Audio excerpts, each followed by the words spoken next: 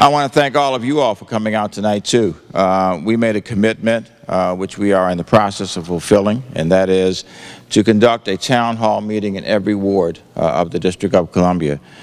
We've had town hall meetings now in Ward 5, 3. On Tuesday night, we were in Ward 7, and of course, tonight we are in 2. And they will have upcoming meetings in, what does that leave us? 1, 4, 6, and 8, and they will be conducted over the next 2 weeks. And they really have been extremely enlightening and energetic, and frankly underscores the commitment that the people of the District of Columbia have to our great city. I think, you know, we had probably 1,000 people that came out in Ward 5, about 800 who came out in Ward 3. I don't know, somewhere between 700 and 1,000 who came out in Ward 7, and it's obvious that we're going to come very close to those numbers here as you look around this church tonight. I want to thank Foundry also for hosting us. Last time I was at Foundry, I think, Jack, we had a WIN meeting that was here. That's right, and we were right here. This is a church that reaches out whenever they are asked. And I want to thank them again for reaching out and hosting this meeting tonight. So could we have a big hand for Foundry and the pastor of Foundry?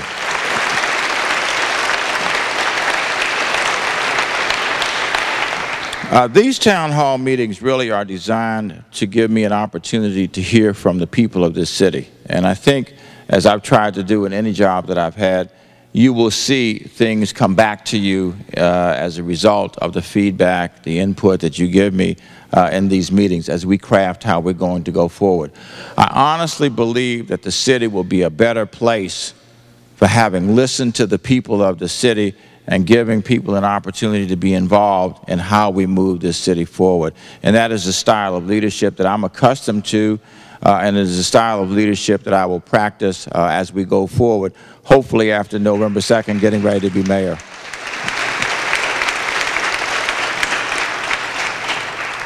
I want us to work together, and you will see me a lot in the community. That's what I've done as chair. That's what I did as council member. That's what I did in every job that I've had, and that is to get out and talk to the people who are most affected by the work that I have done. And I won't change that at all as the next mayor of the District of Columbia. And I look forward also to working with my colleagues on the council, my current colleagues on the council of the District of Columbia. I have to be honest with you, there is a little bit of separation anxiety that I'm experiencing at this stage. I've been on the council for almost 6 years. I have some real friendships on this council, some people who I worked with long before I got to the council of the District of Columbia. And I've asked them if they would pass legislation that would expand the number of council members from 13 to 14 so that the mayor can be a member of the council as well. And of course, that won't happen, right, Jack? But one of the things I'm most proud of is the extent to which the members have worked effectively together. This is a very talented group of people. I would put them up against anybody in the nation. We had a Claris poll that was conducted about 2 months ago. The purpose of that poll was really to look at the mayor's race and where we were at that point. But one of the questions that was asked in there was about how people felt about the council of our city. The Congress has an approval rating, I think, of about 20 or 25% at this stage. And I use that just as for purposes of comparison. The Claris poll showed that this council in the District of Columbia has a favorable rating of 62%, which I think tells you how people feel about the work that Jack and our colleagues do. So I look forward to continuing to work with them. The council is an essential part of the policy making in this city, and obviously is an essential part of us being able to move the city forward. We have a number of challenges in this city. I think most of you know I run on a theme of one city. I'm going to continue to work towards that. That is an aspiration, that is a goal, that is a desire to be able to see our city working as effectively as we possibly can together.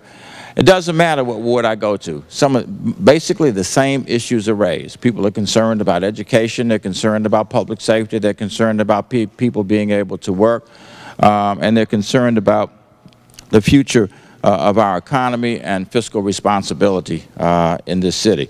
So there's no reason why we shouldn't find common ground, and that's the job of a mayor. That's the job of a leader, to find common ground and to get us working together and moving in the same direction. The reality is, and we know it, this city is divided at this point. It was certainly evident in this last election. We are divided geographically, we are divided economically, we are divided socially, and frankly, it would appear that we are divided racially. There are people who said that this election was an example that certain people voted against me because of racial reasons. I honestly don't believe that. I think that there were a lot of people in the District of Columbia who didn't have a clue who I was. And that honestly, and you know what? I wouldn't vote for me either if I didn't know who I was. Why would anybody vote for the mayor, somebody to be the mayor of the District of Columbia? You don't even know the person beyond a name. Boy, it sure tells you what kind of anonymity you bask in on the council, doesn't it, Jack? So one of the reasons for these town hall meetings is to get out and give people a chance to get to know me better. And then town hall meetings won't solve that either. There's something that we'll have to build over time. So as I've said, and I'll say again tonight, the onus is on me. The responsibility is mine to try to help the people of this city who really don't know me very well or don't know me at all to get to know me better. And I honestly believe at the end of the day that people will see that the people of this city are great folks, and they will pull together to make this city the absolute greatest it can possibly be, not in the United States of America, but in the world. And some of those things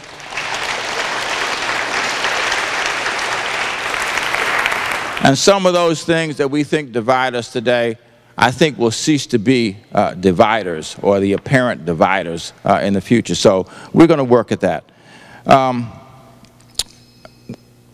People have asked me, how do we concretize one city? And there was a lady who worked with us. You remember Penny Pagano, Jack, who used to work for Kathy Patterson? She was at the Ward 3 Town Hall meeting, and she had cited an example of which I've been proud to be a part. And that is, I live in Hillcrest, which is in Ward 7, and she lives in Palisades, which of course is in Ward 3. And a number of years ago, Hillcrest Community Civic Association and the Palisades Citizens Association got together and said, let's develop a relationship. And let's do something, do 2 or 3 things a year together to foster relationships and create those bridges across the city that can improve relationships. They've been doing that now for 12 years. And is there any reason why we can't do the same thing with other groups in the District of Columbia who simply would reach out and work with people on the other side of the city?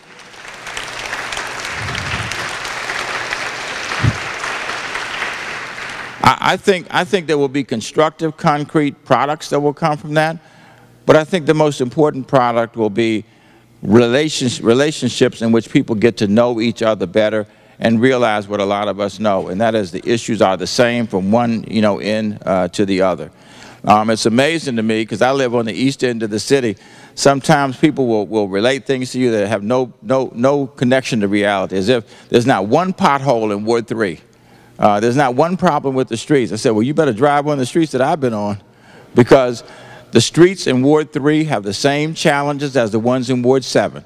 The ones in Ward 2 have the same challenges as the ones in Ward 8, and frankly, they all get the same attention, it seems to me. So we're going to work to try to solve that using a one city theme as a basis for that. Now, in terms of the things that are important to me, I want to underscore something that I've tried to talk about all across the city, and that is my commitment to education reform. I am as fervently committed to education reform as anybody in the city. As chairman of the council, I was very pleased to be able to usher the legislation through that changed the governance model in the city back in 2007, that gave the mayor control of the schools, and have worked with this issue. We put education, right, Jack, in the committee of the whole, so that we could have every council member on the council involved in public education in the city. And we're going to continue to do that. One of the things, if you read my education paper, you all have read the education paper, I'm sure, haven't you? Right, yeah, okay. One of the things you will see, when you rush home tonight to read that paper after tonight's town hall meeting, one of the things that you will see, right, Jack just says a great cure for insomnia, which is probably true. But you will see that there is a commitment to a strongly empowered chancellor to be able to run our schools. And I'm delighted tonight that Kaya Henderson is here with us, and I appreciate the fact that she has come out. Thank you, Kaya, for being here tonight.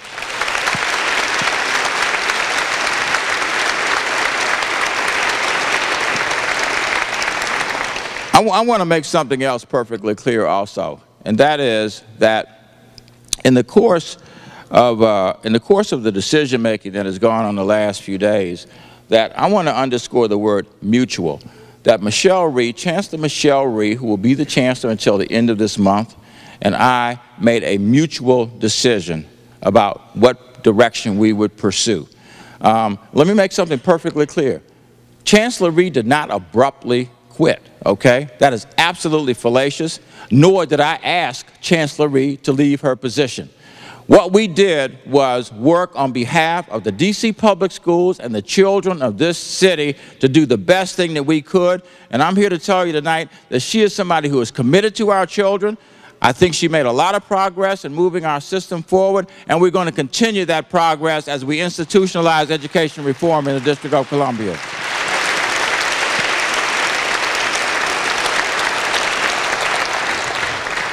I have a vision for a birth through 24 system. I was proud with my colleagues to be able to move legislation through the council in 2008 that created a commitment to universal pre-kindergarten services. We said we would get it done by 2014, and we moved so rapidly that we did it 4 years early. By the end of this September that just passed, we were the first city in America to say that we had a seat for every 3- and 4-year-old in a public education program, and we ought to be proud that we've been able to accomplish that. I want to create universal access to infant and toddler services. It probably means that some of our parents will have to pay for those services if they can afford to do that, because we certainly are in a fiscally challenged period right now. But imagine being able to have publicly supported education programs for children who are as young as 6 months of age, so we give them the kind of early start on education that will enhance or maximize, optimize their chances for academic success rather than waiting until they get to the kindergarten. We need to recognize, I see Mike Peabody sitting back here, that for those who haven't noticed, we have the most robust charter school movement in the nation. We now have 29,600 kids who are enrolled in our charter schools, 57 charter schools, 99 campuses. And frankly, for me, we want to achieve parity, because I think in creating that kind of competitive environment, the ones to whom the benefit will redound most will be the children of the District of Columbia, as their parents have choices about where they send their schools. I think it's going to make the traditional public schools better, of which, by the way, I am a K-12 product and proud to have been. And also it's going to make our charter schools better, because it means that there will be no monopoly on education, and kids will be able to go to whatever works best for them. And at the end of the day, hopefully the day will come when we don't have any kid who doesn't graduate from high school in the District of Columbia.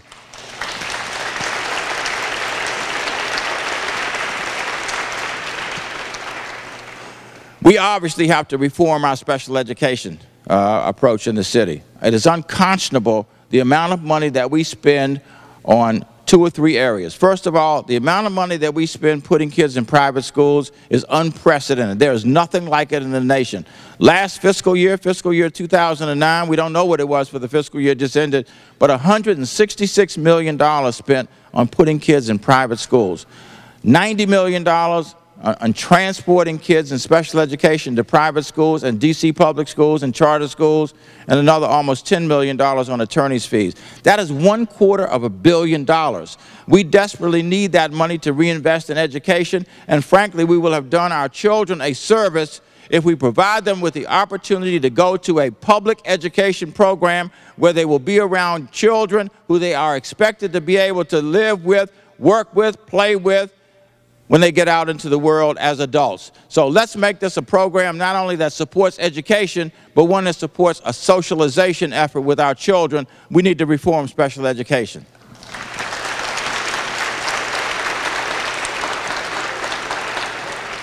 And yes, we need to restore career and technical education to our schools.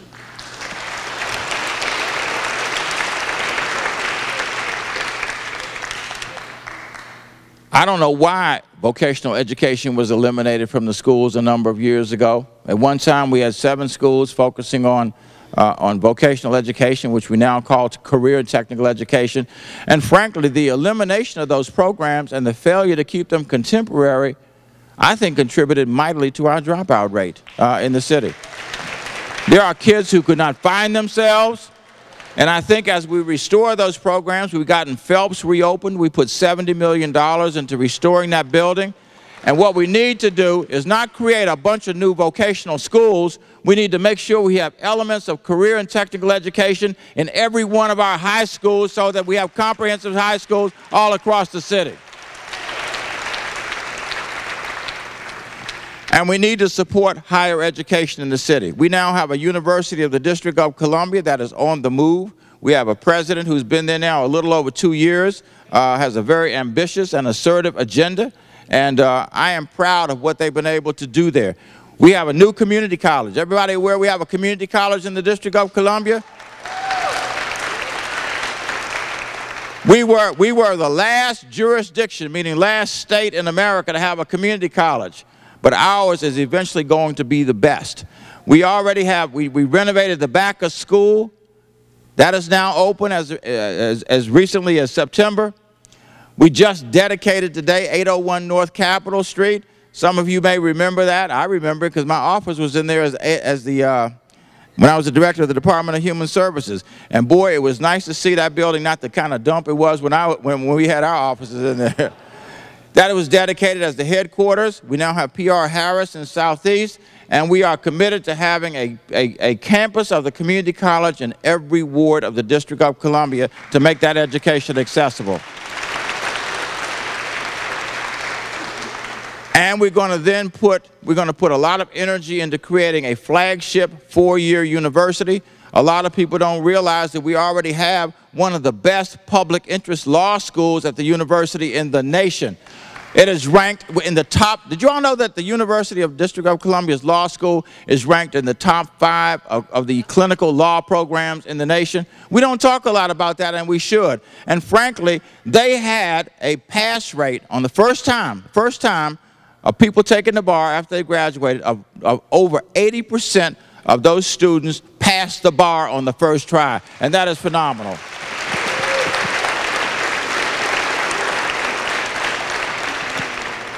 And so we're going to continue to build a strong public education system in this city. And the way it will be institutionalized, the way it will be assured, because the day will come when I'm not here anymore, when, leaders are not here anymore, when all of us are gone, it will be institutionalized because people embrace a commitment to public education all across the city and recognize that it is a ticket to prosperity for every one of our young people. And that means everybody sitting in this church tonight has to embrace public education and support the reform efforts. And let's get on putting our energy into educating our children so that we don't have dropout rates. We don't have kids who can't get a job because they weren't educated, and we become looked to as the place where people will go to understand how you make public education work in this nation.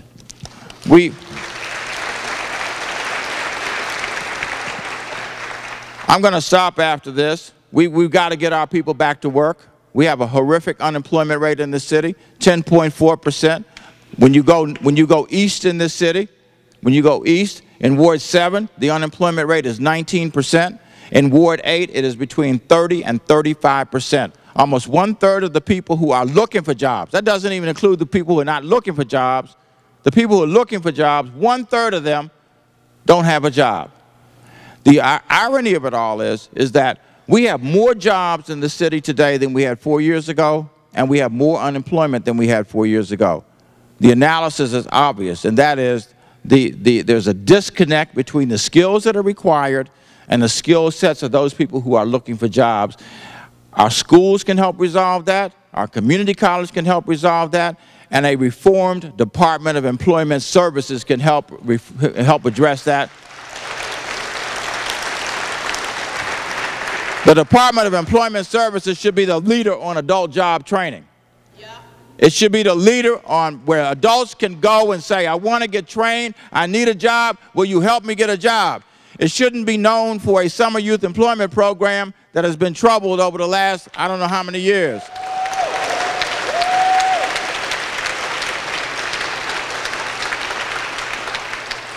And it shouldn't be known as the place where you go to apply for unemployment. It should be the place where you go to get a job.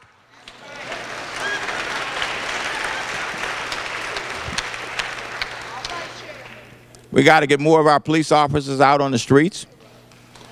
I happen to be one of those, many in the city, who is extremely proud of the fact that homicides are at a 4-decades low in this city. And I commend our law enforcement officials for having done a good job to make that happen. But we still have too many robberies, too many sexual assaults, too many incidents in which people are at risk in the District of Columbia. And we've got to work to get more of our police officers on the street. And yes, we've got to get more of our police officers living in the District of Columbia. Only 19% of the police officers on MPD actually live in the city. And an even smaller percentage of our firefighters live in the District of Columbia, between 12 and 15%. Why don't we put elements, at least an orientation and some training into our high schools so that we begin to expose our 11th and 12th graders to jobs as first responders? And surely the people who are in our high schools are people who live in the District of Columbia, right? Which means we could start exposing these kids to these opportunities early enough to get them interested and hopefully move them through so that they become part of our first responder community. Last thing I want to mention is this, and then we'll open it up for questions, and that is we are very fiscally challenged in the city at this stage. What does it mean to be fiscally challenged? It means we're close to having no money. And we've been working hard. We've been cutting budgets. I feel like we've been cutting budgets now for 2 years. I guess we have been cutting it for 2 years. 2 years ago, the CFO told us that we had a shortfall, revenue shortfall of $135 million, and the council worked with the mayor to close that. We set up a reserve fund because we thought it might get worse. It got worse 6 weeks later, another $127 million. And then right after that, another $130 million. And then after that, another $190 million. And then another $150 million. And now we find out just a few weeks ago that $150 million is the problem for the fiscal year that just started. And the reality is we're not down to just the bone. We're into the bone marrow at this stage. And there are going to be some very tough decisions that have to be made. And we want to hear from people about what they think those decisions are. Now, I haven't been in an audience yet, Jack, where people don't nod to say, yep, you guys got to get a balanced budget. But what they say is, just don't cut this. Just don't cut that. Just don't cut the other. And when you take all of those things off the table, you know what's left at that point? Nothing. Nothing. So we're going to be back with some decisions that we're going to make, and we're going to ask you to participate in that in the next few weeks. And some of them are not going to be pretty. I'm not going to stand up here and try to mitigate something that I know is not pretty. I'm not going to try to put a layer of sugar over something that really is not, that's not the reality. The fact of the matter is there are jurisdictions in America, right, Jack, that have gone through this long before we did. Maryland, our friends to the north, have $1 billion budget deficit. I think Virginia was at $2.5 billion. Some of the states, I mean, New York was like $20 billion. California was, what, $45 billion at one point. I was checking the map to make sure they hadn't fallen into the Pacific Ocean at that point. But the reality is that we now are facing the same music. Not in the same dollar magnitude, but as a percentage of our budget, it has the same kind of impact. So we're going to be back at you with decisions based on input that we get, and we're going to do whatever we have to do to make sure that this continues to be a financially healthy city. And I hope that we can count on you all to work with us. And yes, there are probably going to be some people's ox that is gored, but that is not intentional. That is an effort to try to make sure that we remain financially healthy. Before I start to take questions, I want to recognize that our colleague, our at-large colleague, he doesn't like me to call him new, so I stopped doing that. He is the newest member, been on the council now for almost 2 years, and that is Council Member at Large Michael Brown.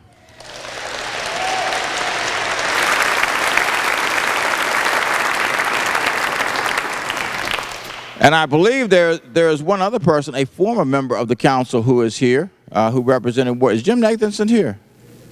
There he is, Jim Nathanson. All right. Thank you, Jim. Thank you for being here. Represented Ward 3 with distinction, and now does a lot of work across the city. But one of the things, like so many former members of the council, that he has done, and that is continued to be involved in the civic life of this city. So, Jim, thank you for coming tonight, and thank you for what you continue to do for the District of Columbia. So, where's Gretchen? I'm here. Where are you? Here. You want to tell us what the ground rules are for tonight?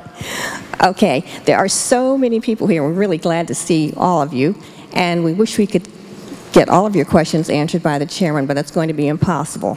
So what we'd like you to do is raise your hand. There are 3 of us on microphones. There's Denise over on the right side waving. Jeff is over there, and I'm in the center. We'll go around the room and take the questions in turn. If you don't get to ask your question, you were given some questionnaires when you arrived. Please write your question on those questionnaires and turn them into someone at the front desk, and we'll make sure we get to them. We'll be going around this side, and then, Chairman Gray, you have Spanish-speaking people up in the balcony with interpreters, and I'll be taking questions from them that have been translated. Okay, right. Jeff? Once again, the people with the microphones, raise your hands so that folks can see. There's one here, there's Gretchen in the middle, and who has the third microphone? Jeff. Over there. All right, those are the microphones, and we'll alternate it, right, Gretchen? Yes. Who's going to do the first one? Jeff. Over there. All right. Stand up. Hi, Mr. Gray. How are you?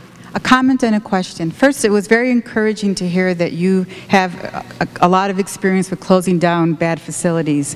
And many of us in Georgetown have really banded together to address a nuisance pizza joint at 1211 Potomac Street. We closed it down, a lot of money, time in terms of closing them down. About 2 weeks ago, we learned that they got a new C of O for the same facility, same renter, same place. We didn't have any opportunity to input. It was done secretively by the DCRA. And so my question to you is, what are you going to do with agencies like the DCRA that don't work with the community, don't look back at what's going on at that place, and it protects our rights as homeowners to enjoy our premises without being woken up at 4 in the morning and having these unruly people just across the street. Please help. I appreciate your question, and I think I will use the council as an illustration. All 13 of us have worked to make the council as transparent as we possibly can. You may know that we have press briefings now the day before a legislative session to talk about what's on the agenda. Even in our budget deliberations, we have put cameras in the room so that people could see the discussion that's going on with council members. So I have tried, along with my colleagues, to create the most transparent environment that we possibly could have. And that is the same practice, that is the same principle that will be followed in the executive. And when agencies willfully seek to deceive the public in a way that you described just a second ago, there will be one more person in the unemployment line, and that will be the director of that agency.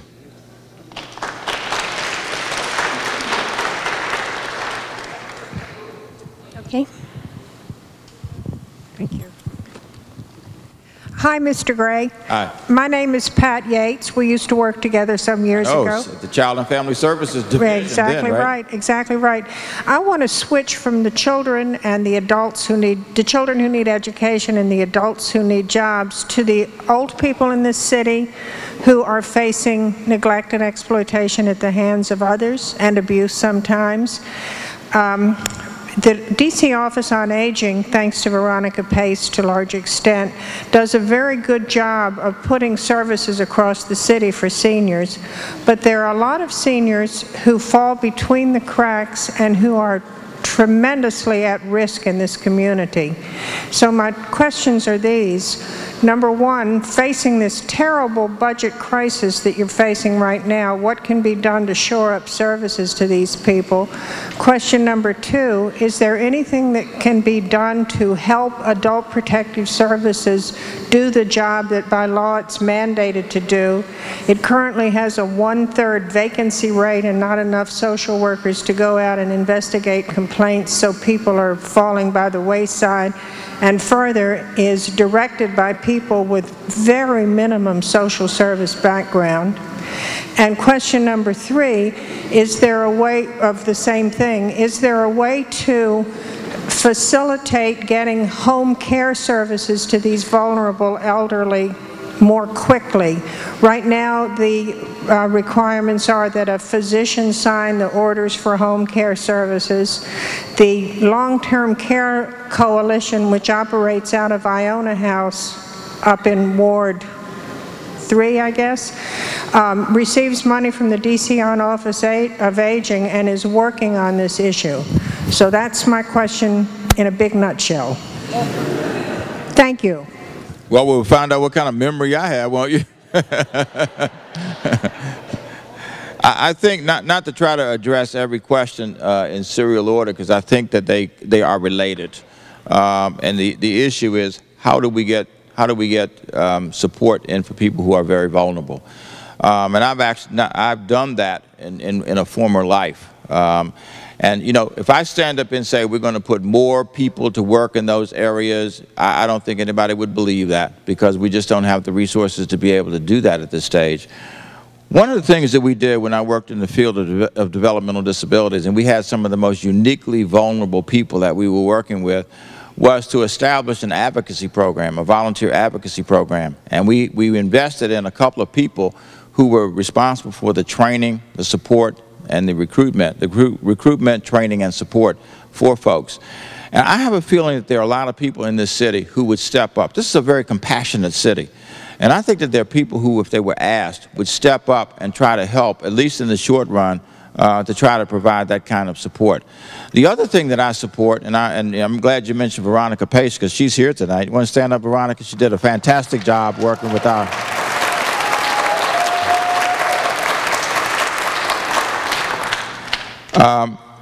did a fantastic job working with the Office of Aging Services and really created, I think, the premier agency serving seniors across the nation, and a service model that endures today in terms of working with a variety of organizations to reach out to where people are. I happen to be a big supporter of aging in place programs, because I don't think we'll ever have enough housing to be able to accommodate every senior. Last data I saw, we have almost 100,000 people now who are seniors in the District of Columbia. Of course, if you use the AARP definition, they keep going down. I think if you're over 30 now, you qualify to be a senior. I bet you everybody in here has gotten an opportunity to be a member of AARP at this point. But I am a supporter of aging in place services. There are 6 chapters now in the District of Columbia. Started in Palisades, there's Capitol Hill, there's DuPont, there's one in Penn Branch, and there's a couple of others across the city. And the concept is very simple, not easily executed, but it's very simple. And that is, you create opportunities for people who are aging to be able to come together. I'm not talking about group homes necessarily, but the concept is perhaps there's one person who has a home that perhaps would have to move out of it, and maybe there are 2 or 3 or 4 other seniors in the city who would be interested in coming together and living together so that that home can be preserved, and a home-like life would be preserved for the people who are living there. The services would be far cheaper than trying to pay for residential programs, because, you know, through Medicare and Medicaid and the various options that we have to pay for residential services, it is extremely expensive. So I I think in lieu of being able to stand here and say that we're going to put a lot of new resources into adult protective services, which is going to be a difficult proposition right now, I would like to see us reach out, and frankly, reach out to some of the folks who are in college in the city. There are a lot of people in universities in this city who I think if we reached out to them and created a bridge, they would be more than happy, especially graduate students, to be able to provide that kind of advocacy and that kind of support for our seniors. Here I am, Mr. Chairman. Congratulations, Vince. Thank you. Congratulations. How are you tonight? And maybe condolences, too. I'm great. No, there'll never be condolences. I'm a native Washingtonian, and there's nothing about this city, no matter how challenging it will be, that I will stand up and say, I wish I hadn't done it. Transitions are hard because you're always going to be bringing in new people. And we've had a situation in Ward 2 where we've been fortunate to have a lot of people from the agencies that we work with who are like you. They work after 5 o'clock, and we get emails from them before 8 o'clock. And there's nothing political about a sewer backup or a tree that's maybe going to fall down if we don't work on it within a few hours, or a sinkhole on a street. We have been very fortunate in the past couple of years to have Jack Evans' staff and also people in various city agencies who work directly with those of us in the ward who work with the ANCs. And there's a concern that if we lose too many of them, we'll lose the institutional memory and we won't know who to go to. And my question is, will you consider keeping some of those people who deal directly with the ANCs and the community groups, the liaisons, during your transition and perhaps beyond? Because these are people who we feel have worked very hard and who have been honest brokers between the community and the city government. No, I think that's a good point, Mike. And I think, you know, I think that wherever I have been, I have never been in a situation where everybody stayed or that everybody left. And the reason for that is you want to have the best people you possibly can have. I don't think a change in administration is necessarily a formula or a license or a prescription to say that everybody goes out the door who is there.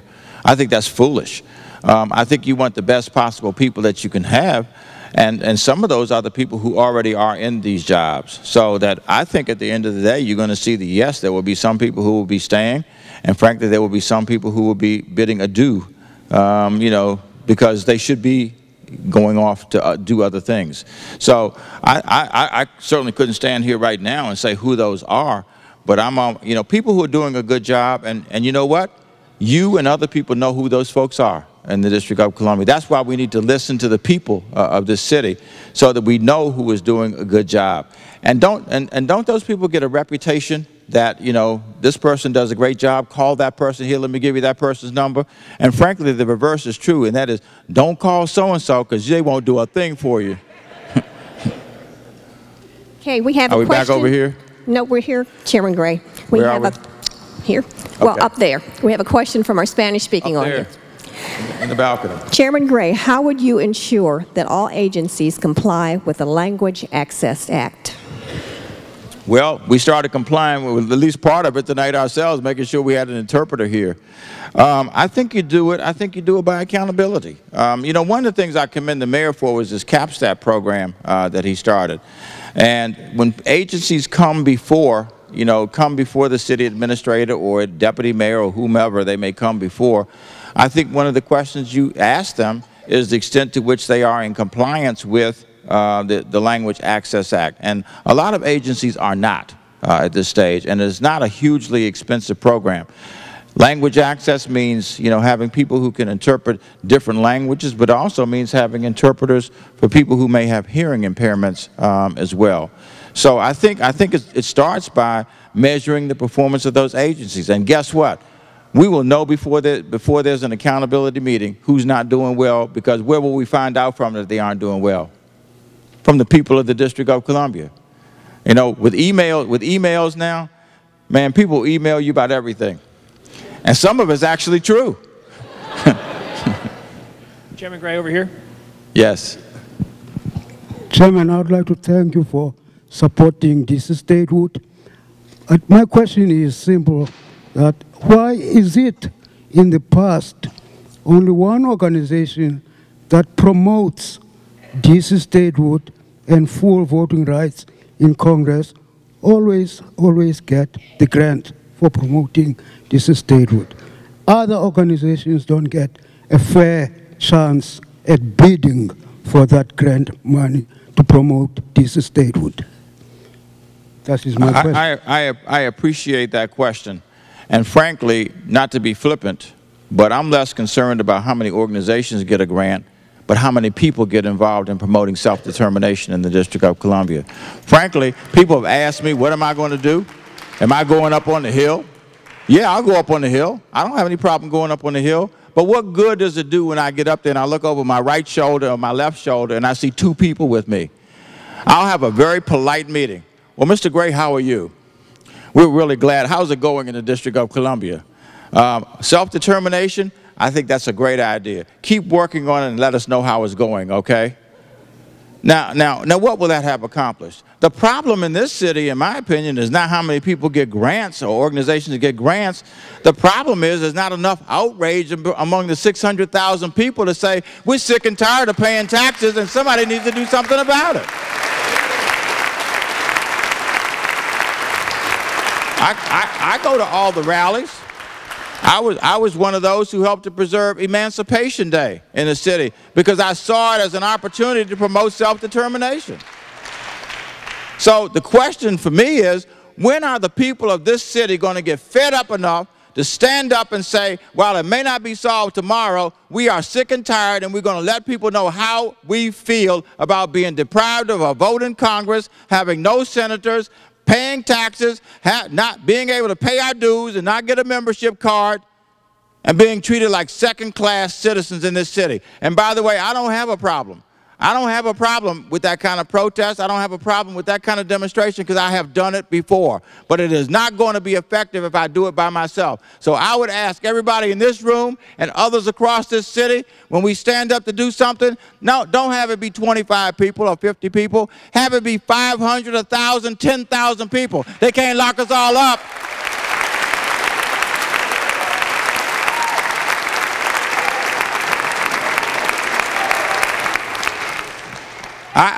By the way, I had a journalist yesterday who said that, you know, if the opportunity, he wants to check with his editor to see that when that happens, if it would be okay if he gets arrested along with the rest of the people.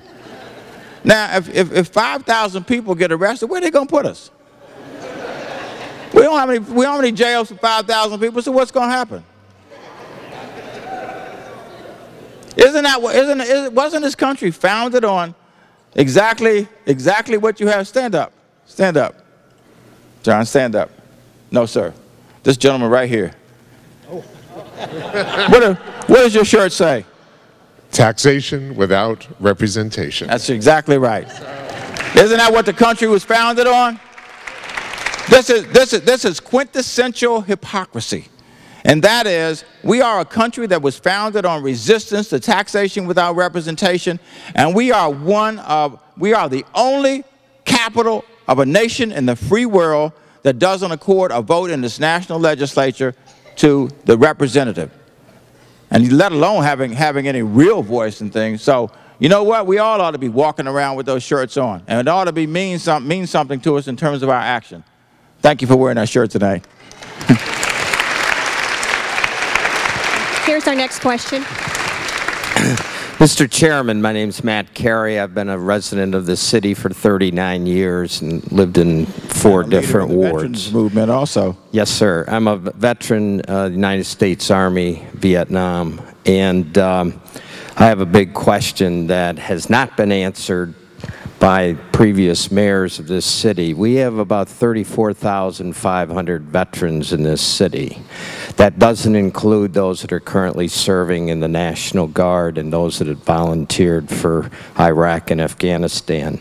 If you include their families, the total numbers get close to 100,000 people. That's about 1/6 of the city population. The problem is that DC's Office under the current administration has not been certified by the U.S. Department of Veterans Affairs. Very little has been done to address these issues.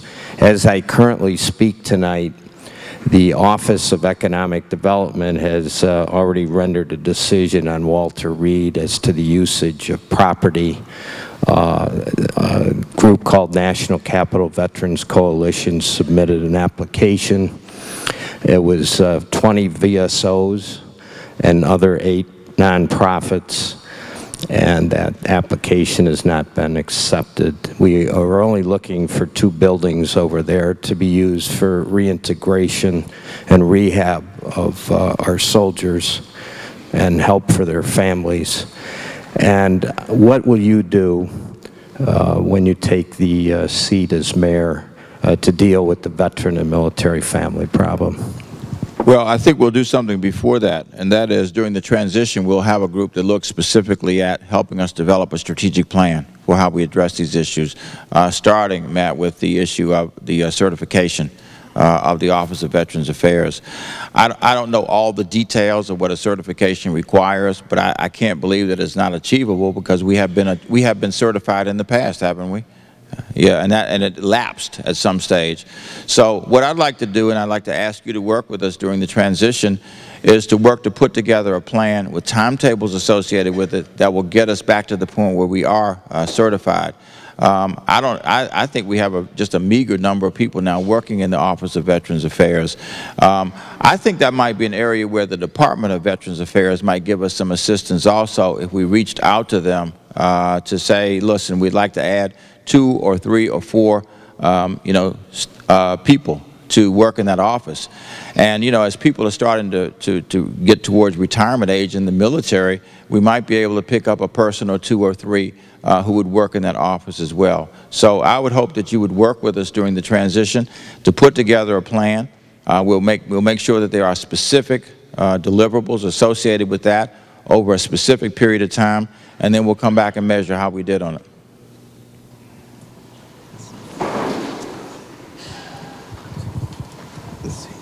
Good evening, Chairman Gray. My name is James Reed. I'm a freshman at George Washington University. Yes.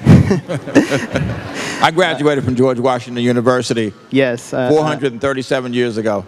I'm very aware of that. I was wondering, because there are so many great institutions such as the University of D.C. and American University, Georgetown University, etc., how do you hope to incorporate that in your transition to becoming chairman to mayor? What effect will it have on the city, and how do you hope to make those institutions greater than the shining star of D.C.?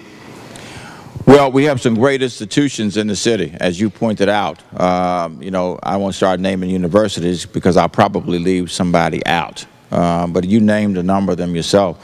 I look forward to working with the consortium of universities in the city, which is a group that's headed by John Childers. And all the universities in this area actually come together. And what I think we need to do as a city is to say, here are the 4 or 5 or 6 things that you can do to help improve the city. I again, knowing some of those university presidents, I honestly believe that they would reach out and help the city. We've had a couple of universities already that have stepped up and said they would like to provide some resources, people, to help us during the transition. And even if we don't do that during the transition, I think that opens the door to us being able to reach out to them. But the job that we have is being able to put an agenda in front of them of things that we feel need to be done for the city. One of the things we did in the council was establish a program. We reached out to George Washington University. I think there's a capstone program, I think, that they have at George Washington University, where students are involved in research. They worked directly with our Office of Policy Analysis in the council, providing graduate students and undergraduate students to help us research issues that were important to us. So I think some of this is just for the asking and being able to put something concrete in front of the universities that they can buy into. And I think that's best done initially through the consortium of universities where all the presidents participate. Well, I'm amazed that in 2010 that people would be getting away with paying less than the minimum wage or working people that, you know, that don't get paid at all. And it seems to me, I would like to know if, from whoever the questioner was, you can tell me afterwards, if in fact they, you know, they've turned in these organizations or these companies or whatever and nothing has been done about it. That seems to be easy to me, and that is you put these people out of business. How do people in 2010 get away with not paying folks or paying less than the minimum wage? That is a violation of federal and district law. And they ought to be put out of business and they ought to be prosecuted. That's something for the Attorney General also, in addition to the Department of Employment Services, to look at. And frankly, once you make an example out of one or two of these people or these organizations, I don't think you'll have that problem again.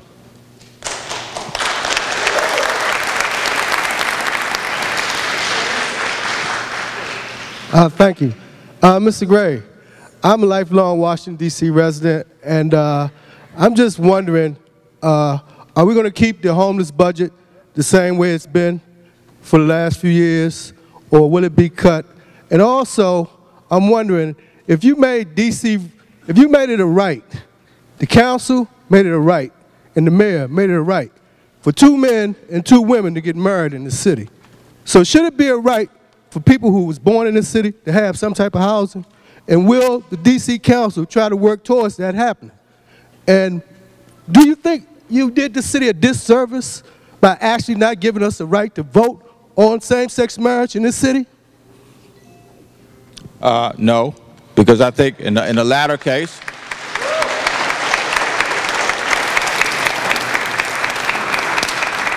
I think the human rights law in the District of Columbia is very clear on that, and the council acted as we have a representative form of government. The council acted in a very assertive way. And by the way, I was proud to be able to cast my vote in favor of marriage equality in the District of Columbia.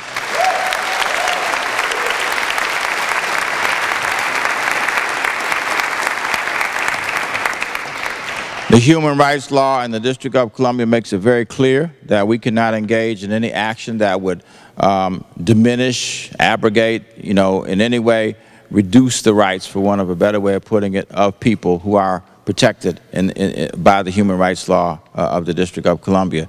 And that was looked at I think 3 times by the courts in the District of Columbia, and each time the validity of the law was upheld.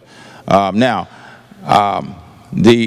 from a financial perspective, I don't know how we would be able to guarantee that everybody has a place, you know, in the District of Columbia.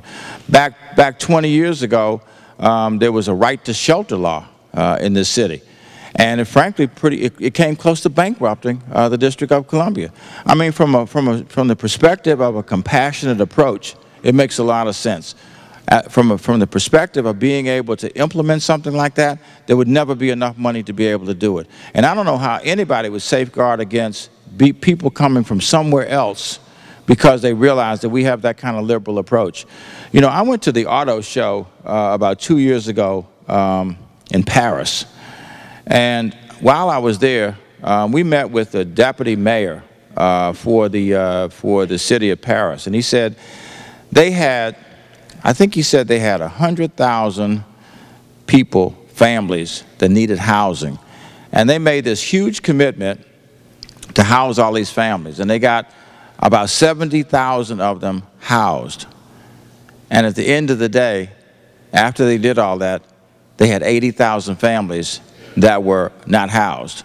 And the reason for that was that other areas of France were sending their families to Paris because they had such a liberal approach, and it was an impossible situation. So, yeah, I mean, from a desirability perspective, I would completely agree with you. From a feasibility perspective, I don't know how you make that work. We have 26,000 people right now on a waiting list for housing in the District of Columbia. And despite all the tools that we have with inclusionary zoning and the Housing Production Trust Fund and rent control and the tools that we have available to us, we still have thousands of people, some of whom have been on that list now for years. So again, as a practical matter, if you can help me figure out how to make it work, I would love to be able to hear that, because I honestly don't know how you make it work. I think I'd like to be able to see us take care of those people who have invested themselves fully in this city for all of these years and make sure we take care of them instead of trying to create housing for the world. By the way, I want to recognize we've been joined by a gentleman who has been at every one of these town hall meetings, and that is our colleague who so ably represents Ward 5, Harry Thomas, Jr.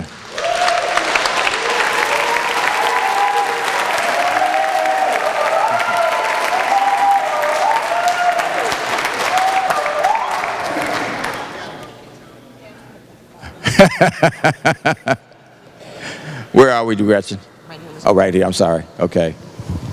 Good evening, Mr. Chairman. My name is Charles Reed. I'm the chairman of ANC2F and have been for the past 6 years. I'd like to let you know that from our standpoint, we believe that the ANC system is working well in the District of Columbia and performs a valuable contribution in the city.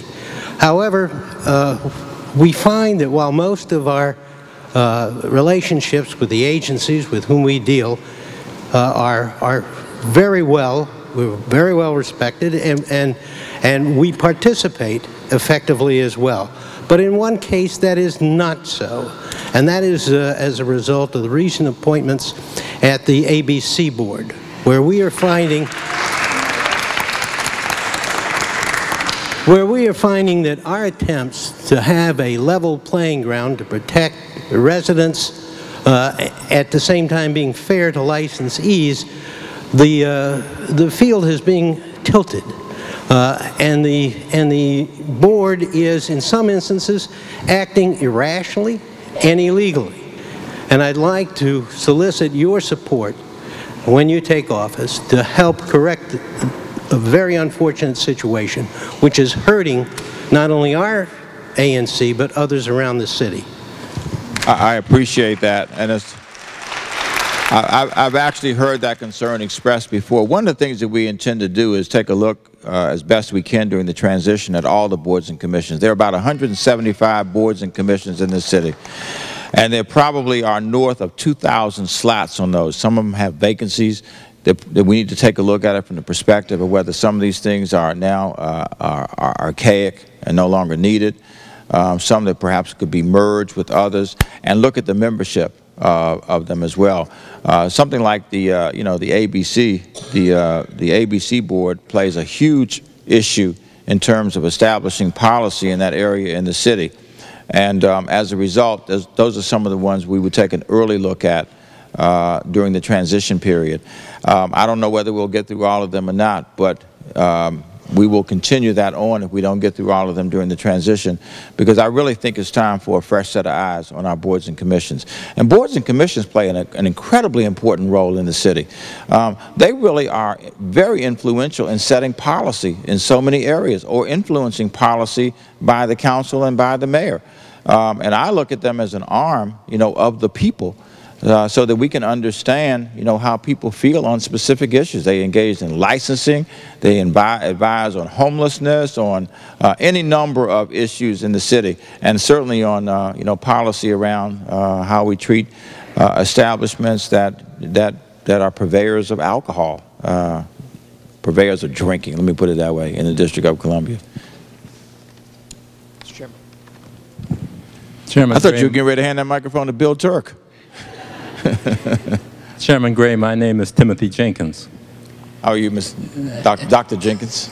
And one of the things that I applaud you for is your commitment to education and to economic development. The fact of the matter is that we have 20 to 25% of the adult population that is still illiterate. It's actually 37%. And this is an issue that directly applies to the whole question of economic development and employability. We also have a prison population, the majority of which are illiterate and unable to read. And we have an industry and the private sector in the Washington, D.C. that is not engaged in the educational process. It should not just be for the teachers or for the law enforcement people to come into the schools. We need the private sector there so that the youngsters can see what the future is if they have a proper education. It's not just a summer program, but it's a program that needs to be in operation throughout the year. What would you do as the mayor to try and facilitate that kind of development of basic adult literacy and also finding ways to get the private sector involved in the educational process? Well, again,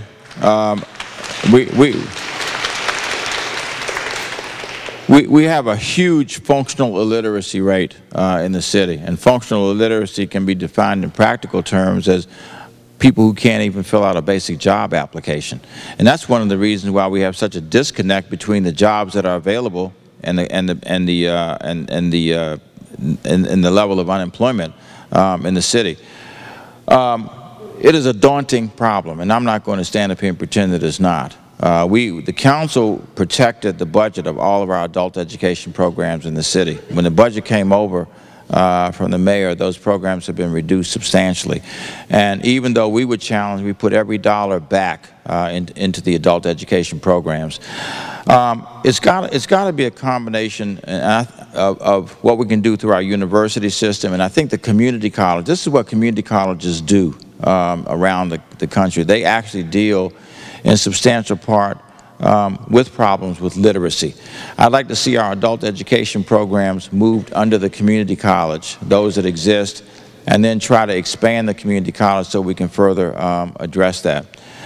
It's also something that we ought to be able to use our schools. We have schools public schools that close down at 3 or 4 o'clock in the afternoon, and why can't those buildings be opened up later in the evening to be able to serve people, adults, who have those kind of needs?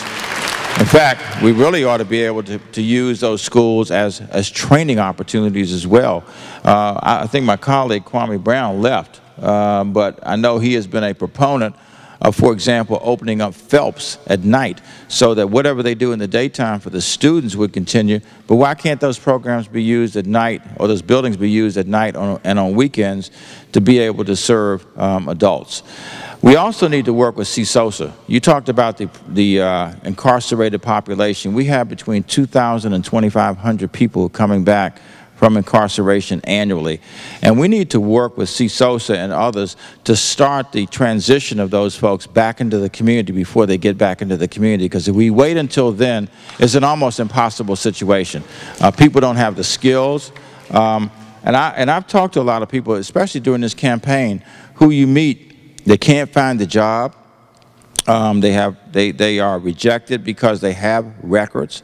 It was a guy who stopped me on the street about 2 months ago, and he said, "I want to tell you a story." He said, "I couldn't find a job." And he said, "Every time I filled out an application, I had to check the box about my record."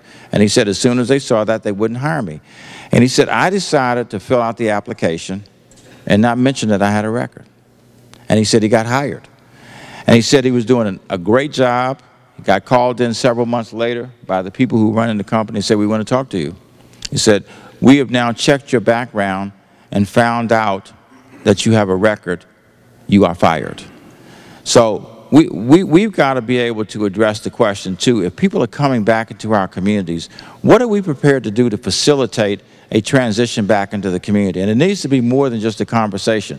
You know, there's legislation pending before the council called Ban the Box.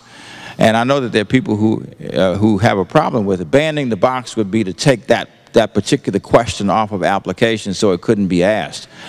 I don't know that that's the right answer either, because there's certain professions or certain endeavors where you need to know that information.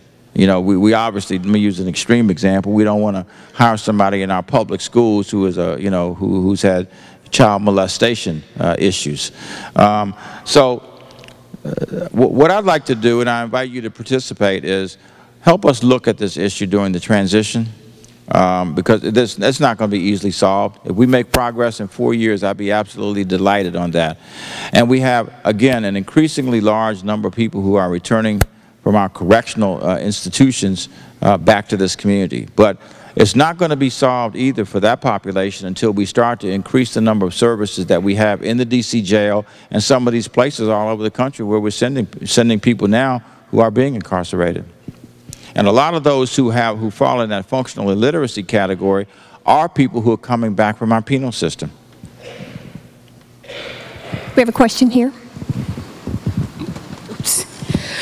Good afternoon, Mayor nominee.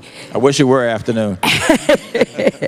Well, good evening, and congratulations again. As you know, Thank you. I am Gloria Hightower, President of the Friends of Carter Barron. I'd like for you to define the difference between the term new chancellor versus a DCPS superintendent. Secondly, because of your intellectual competence, I'd like to also get from you the opportunity to meet on another matter before November 4th as the chairman of the Council of the District of Columbia. Thank you. Well, I don't know that there's a huge difference functionally between a superintendent and a chancellor in this instance. Typically, in a university system, you will find a chancellor of the university system is somebody who is over the entire system, all the schools, so that person is called a chancellor. And then you will have a president or a CEO of each one of the individual schools. In this instance, the chancellor and the superintendent, essentially would be expected to do the same thing. So there may be a semantic difference. I think the real issue for us, however, is that whether you call a person a chancellor or a superintendent, that person has vastly increased powers to be able to run our schools, and I heartily support that, because we needed somebody who could make decisions for our children and move education forward in the District of Columbia. So, frankly, Gloria, whether we call him a chancellor or a superintendent, I support the authority that has been given to the person who's running our public education system in the city.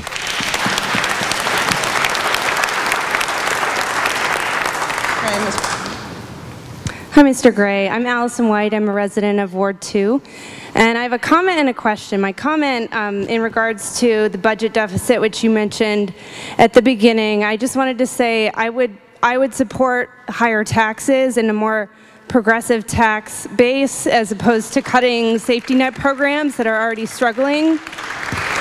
And I know I'm not the only one in here that feels that way. And then also in regards to boards and commissions, which you just mentioned, there are two very important ones related to education that I wanted to highlight: the State Advisory Panel on Special Education and the Interagency Coordinating Council for Early Intervention Services. And both of these boards and commissions have not had official members sworn in by the mayor in the past, and it's made it really difficult for these groups to function and advise the programs effectively. And they're key groups to involve the community and involve parents in the education process. And I just want to hear from you what you would do to help those groups, as well as other boards and commissions, get the official status that they need to comply with federal law and to effectively advise the programs that they're working for. Well, as I indicated, I have a healthy respect for the boards and commissions. We want to take a look at them to see what the status is at this stage, and some that should be out of existence and they need to go, so that we can focus on those that do need to be there. I'm familiar with both of those that you mentioned. The State Advisory Panel on Special Education is a requirement of federal law. It's a requirement of IDEA, the Individual with Disabilities Education Act. And the fact that we are not in compliance could imperil federal funding, coming from the Department of Education. But more importantly than that, the issue is, what role can they play in helping us to address some of these seemingly intractable problems that I talked about earlier, and that is increasing capacity in our local public education system to be able to accommodate children. The one on early intervention services, there was the Mayor's Committee on Early Childhood Development, was actually put out of business at one stage. Given the investments that we're making now in early intervention services, are you talking about for young children or intervention for developmentally disabled? Early intervention for kids, infants and toddlers with disabilities. That's what I thought you were talking about. I see that as a very important body to advise us on how we continue to roll out this system. It could be very helpful to me in terms of institutionalizing pre-kindergarten services, but also in how we effectively roll out a system that starts to serve infants and toddlers in the District of Columbia. Because I really don't think that we can afford, nor should we have to afford, to pay for every very young child who comes into a publicly supported program, because there's some parents, some families who have the capacity to be able to contribute financially. But it would be good to have a citizen group that helps us look at that. So again, in the broader context, I want to look at all the boards and commissions, and I want to wind up with a group that we know, the group that has relevance, you know, in 2011 and going forward, and also to be able to recruit people. I think there are a lot of people in this city who would like to serve in that capacity and help the city with some of this policy making. Now on taxes, actually at every town hall meeting, somebody has stood up and said that they would be willing to have their taxes raised in lieu of everything being a cut. I do think that we've got the obligation to be able to say as policymakers that we have scrub this budget as effectively as we can, and so that we know that the cuts that we're putting forward to people isn't like closing the Washington Monument. These are cuts that really will have to happen unless we have some other resource input. And it's helpful to me to know, and I'm sure it's helpful to Jack to know, that people feel that way. Because on its face, you know, you would think that a lot of people don't want their taxes raised. I think people don't mind having their taxes raised if they feel that the money is going to be put to good use, and that expenditures have been looked at thoroughly before you do that. So it would be very helpful to me to hear from more people about how you feel about that. And yes, I do read my emails. Jack reads his emails. We all have BlackBerries now, don't we, Jack? In fact, I got 2. So let us hear from you on that issue as we try to put together an approach that will work in the city.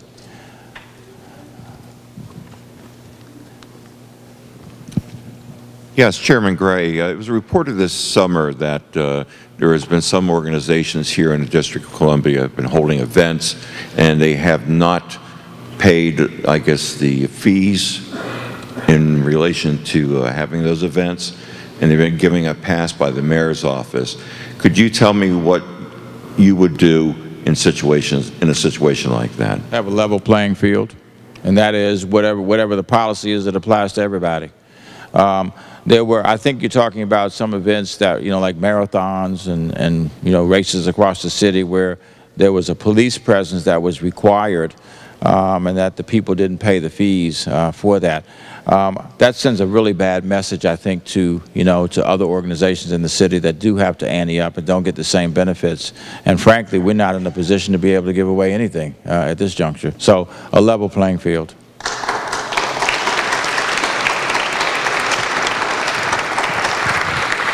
Hi, and congratulations. Thank you. I like what you said about not wanting to sugarcoat things and wanting to hold people accountable and make big changes if that's necessary if people aren't performing for the city. I'd like to talk about UDC. I know you're justly proud of it and the changes that are being made, but I wonder, when you first held hearings about UDC, you were able to get a promise that the students who are currently enrolled would not be harmed by the doubling of the tuition, the split into 2 universities, and you got a commitment they would be grandfathered in, and any students caught in the transition wouldn't lose rights they had ahead of time, and I appreciate that. I wonder if you know that students are currently losing some of the rights they had. Students at UDC are having trouble getting the scholarships were promised. They are having trouble getting the rights they had before, like double majors. They are having trouble getting their right to student government. I wonder if you're aware the CCDC still doesn't have student government. It was taken away from them. The main government was taken away from them. And the flagship students still don't have their elected president seated or any elected president. Are you a student there? No, sir.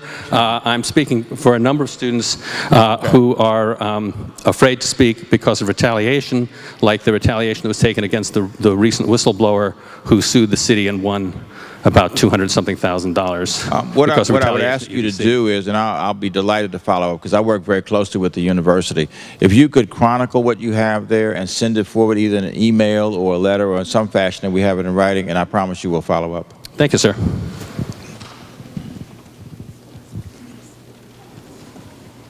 Who's next? Here I am, right here. Okay.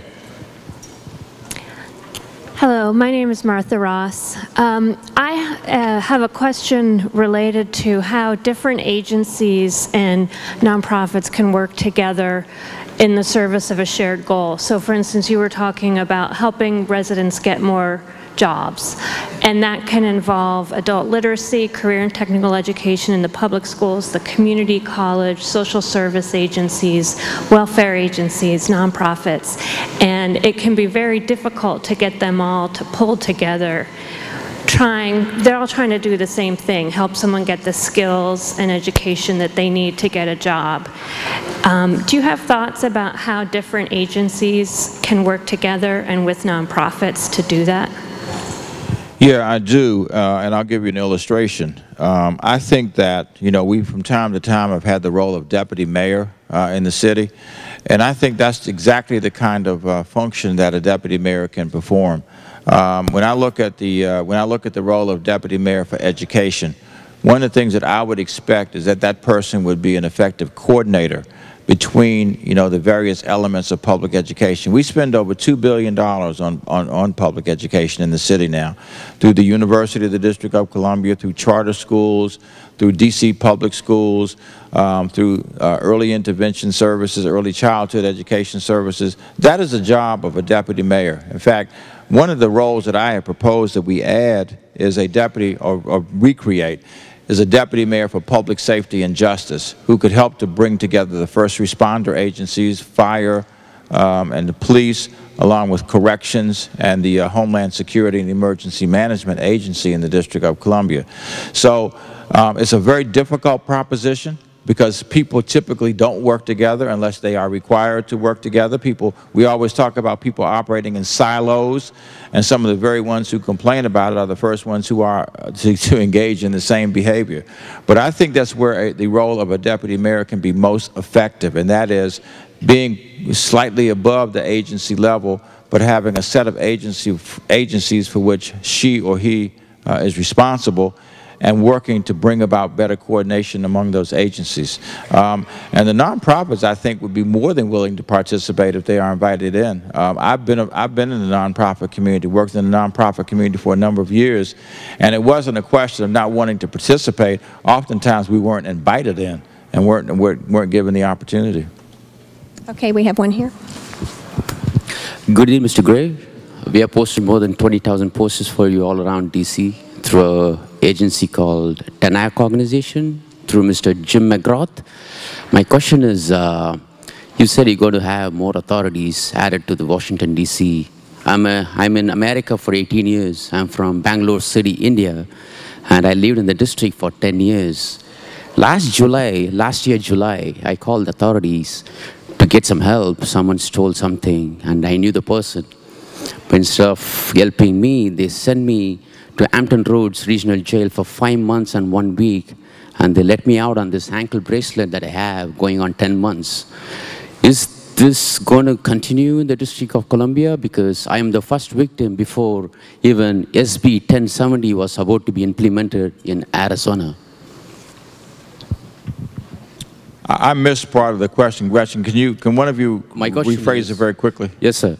Is the way I look, someone should send me off somewhere, me being in the United States for 18 years, and this is going to continue in the District of Columbia? Or am I too good looking? Someone can send me off somewhere where I don't see no sunlight or fresh air for 5 months and 1 week.